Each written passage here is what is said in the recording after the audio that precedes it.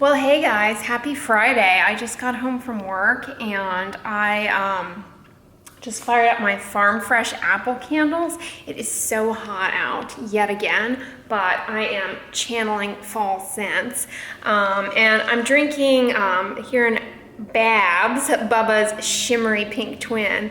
I'm drinking an ice water with some of the sweet leaf berry flavored drops in it, and it is so refreshing. Today at work in the cafeteria, they had a thing of infused water, fruit infused water, and they had put, I mean, it was like magical. They had put basil, fresh basil, and pineapple and cucumber and watermelon into a big ice pitcher of filtered water for people to drink out of. I mean, it was so refreshing, but today is a day to hydrate. But I'm yet again channeling fall in here, and I just fired up my Burt's Bees Farm Fresh apple candles.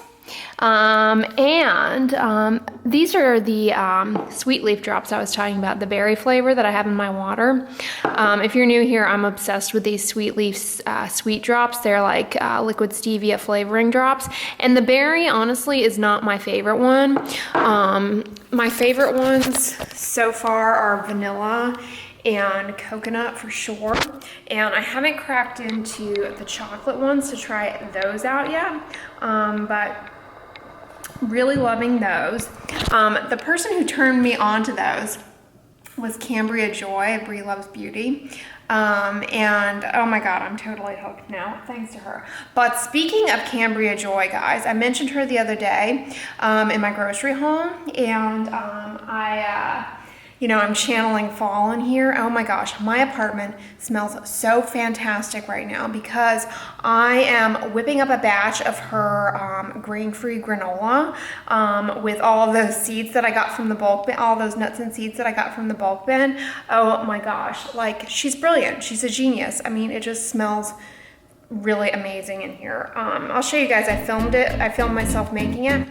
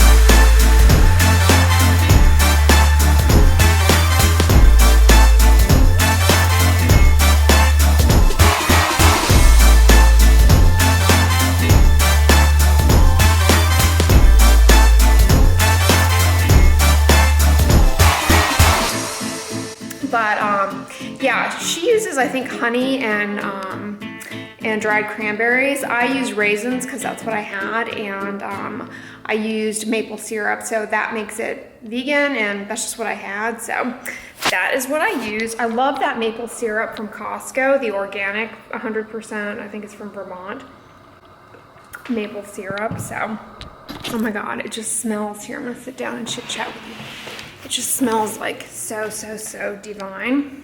I'm just kind of regrouping. I had a long, busy day today.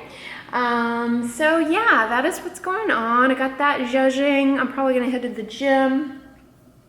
And I am totally in need of a haircut, you guys. Like, it's getting to that point where it's like, should I stay or should I grow? Maybe the opposite. And so I stopped on my way back from work, because it's on the way. I just popped my head into a Vita to see if I couldn't get an appointment for tomorrow. And they're like, we only have an appointment with our master stylist. And I was like, oh dear, I don't need a master.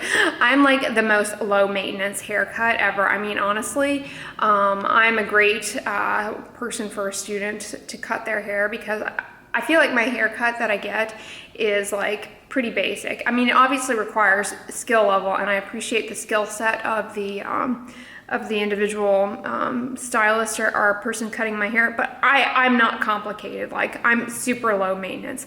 My haircut is akin to, like, you know, a person who dines at a restaurant every Wednesday at 2 p.m. and always orders the exact same thing, and it's like foolproof. That's a good person for the waiter to train on, right? That's how I am with my hair. Like, I don't really need, and I would appreciate the expert stylist or, you know, whatever their expertise is, but there's no way I'm gonna shell out 30 bucks more for a haircut that just doesn't require that level of expertise. So, you know, I wanna value the person doing it, but at the same time, I don't need that kind of attention. So I'm stuck with the hair for now, but I've got it in this little baby bun, so I'm okay with that. I don't like hair touching my face. It drives me berserk. What else? I feel like Friday's kind of a fun day for me all to chit chat with you after work and update you on lifestyle things. Oh, speaking of updates, you all probably saw my cognac sponge review yesterday would have gone up. Let me know what you think. And if I'm still pronouncing it wrong, I apologize. Obviously, I don't have your feedback yet because I'm talking to you in the past future. So I obviously don't have your feedback yet, so if I'm saying it incorrectly, anyways, but I seem to have recovered okay from it, but I'm wondering, you guys, sorry, you're bobbling around because I don't have the tripod over here. I'm wondering, you guys who do this, like, did I do it right? I have no idea. I should have watched a video beforehand, but I feel like it was just a touch too abrasive, and I feel like it's kind of gimmicky, honestly. I mean, I'm sure this is a no-no, but like I said in the video, I don't plan to repurpose it on my face, but I hung it up here on my little necklace stand. I know. And then I went online, and apparently there's some like sponge company that makes like really fancy ones of these from France. So I was just trying to figure out, like, what is the history of people doing this? Comment below on, like, you know, I know it's probably been done in traditional, you know, Asian and apparently French too, cleansing. I have no idea. But like I said in the video, there's really no established efficacy for this in skincare. So yeah, but I liked this one by Nudo. I thought that, you know, I mean, this is the only one I've ever tried. But I think tonight I'm going to do another one of the sheet masks that I got from the Beauty Sesh box. That'll be fun. But I haven't used my essential oils yet. But I just got in the mail some jars that this company Infinity Jars sent me. So I'll show you guys what they sent me. Because I want to do like I said in my in that video, I kind of want to make some of my own like kitchen cleaning solution, and you guys have been giving me some great tips. So this Infinity Jars was like, can we send you some jars for you to like try out? And I was like, okay, sure. So they sent me this bottle, which is, you know, I guess I could drink out of it. Here, I guess I could drink out of it. It's like a liter bottle, I want to say.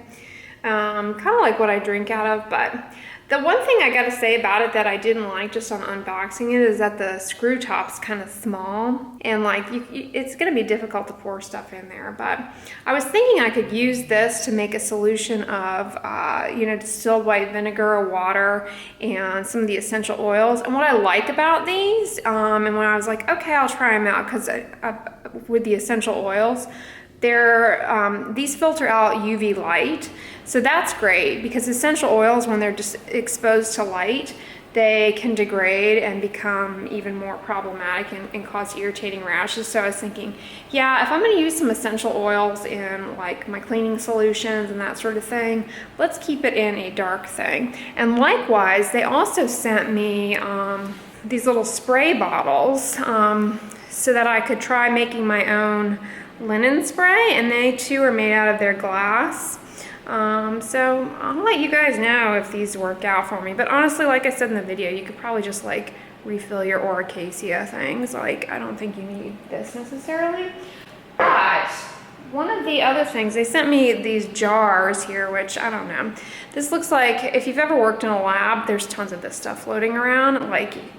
But one of the things I wanted to ask you guys, comment below, because many of you have chimed in asking me about sprouting lentils, okay? And I do want to try. It's territory I want to embark on. I understand that you need to keep them obviously in a kind of dark place for the first few days while they're sprouting.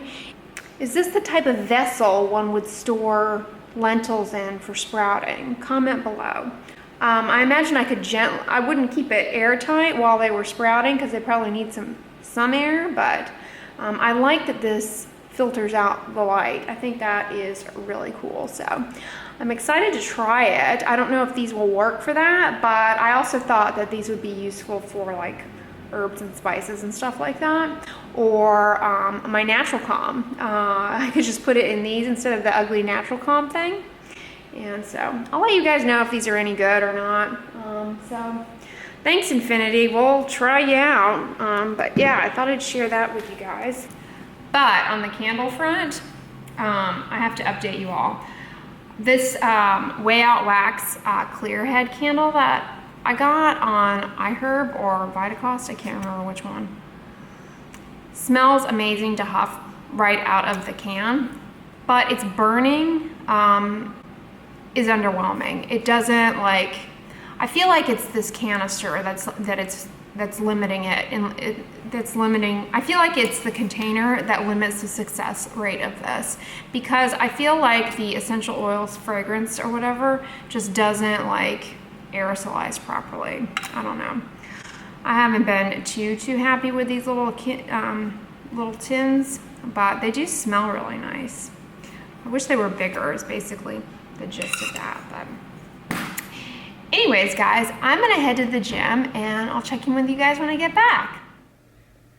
Well, hey guys, I just got back from the gym and I'm out of the shower chilling with my girl Carol Hockman here on Friday night, and I just put on the MEDIHEAL Vita Light Beam Essential Mask. This is a quote-unquote phase transition cellulose mask. You guys know that Friday nights I really relish trying to do a face mask, not for any real skin benefit, but rather just I find it relaxing. This product, this particular mask, the active ingredients in this, so this is supposed to impart, you know, obviously a brightening is kind of what it's being touted at here with the light beam type thing. It's got a variety of humectants in it. It's got willow bark extract, which is salicylic acid. Salicylic acid can inhibit some of the biology of dark spots and hyperpigmentation, so it can impart a transient brightening effect, so long as there's not too much irritation on the back end. And then it's also got niacinamide, which, as I mentioned in my rosacea video, can be helpful for redness. It has aloe, which is quite soothing. It has beta-glucan, which is part of these fermented extracts that are in a lot of these things that are touted to have a ton of antioxidants in them. And as I've said, antioxidants on the skin it's anybody's guess here. I think we're missing, okay.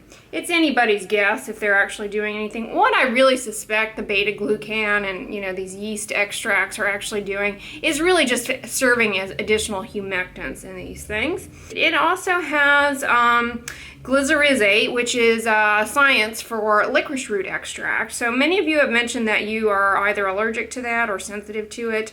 So be aware that glycerizate is another name for that. And it has arginine in it, which, you know, is kind of a mixed bag and is frequently in these things, but its established efficacy in skin health is kind of posse there. My biggest culprit with Korean versus Japan in terms of these skincare products is the presence of fragrance, and that is in this, in fact. But that's the main offensive ingredient in this. And the reason I don't like fragrance in things is that, like I said, it tends to lend itself to development of allergic contact dermatitis, particularly in the setting of things that are marketed and designed to be left on the skin, like your micellar waters, your makeup wipes, these mask ingredients. So after I take this off, I will rinse my face. And I know that sounds counterproductive, but I believe that you know, the active constituents in this are probably doing their thing on the pigment if they are, and you know, they don't need to be left on indefinitely to continue to work, because they start to degrade, and then all that's really left behind is fragrance and preservatives for you to become irritated and or allergic to. So it says you should keep this on for 10 to 20 minutes, so I'm going to do that. But one thing that I really enjoy these, despite their fragrance, this is the second MEDIHEAL mask I have done. I did another one a while back. I can't remember which one that one was.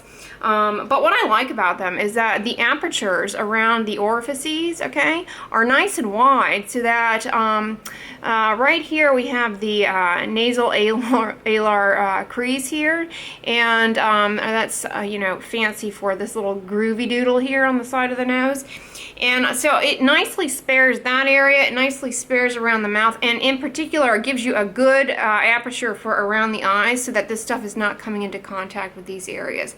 Because when things, especially things that are left on the skin, when they pool in these areas, like around the nose, around the mouth, the orifices, as I mentioned in my different videos, they lend themselves to chronic irritation and worsening rash, and that's really where you can get a bad irritant dermatitis. So these are nicely designed in such a manner to spare those areas, which I really like. So these so far have been my favorite Korean skincare mask. These and the Cream Shop little cute ones.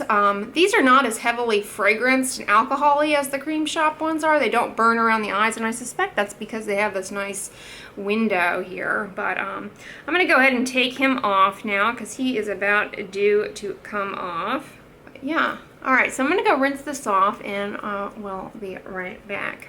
Well, alright guys, all I did was rinse that off and put a little of the Hada Labo Super Plumping Gel Cream under my eyes for a little added humectant. And I am still using this, many of you guys ask. And then covered it up with the CeraVe PM. So, I don't know, do I look brighter? I definitely feel relaxed and good.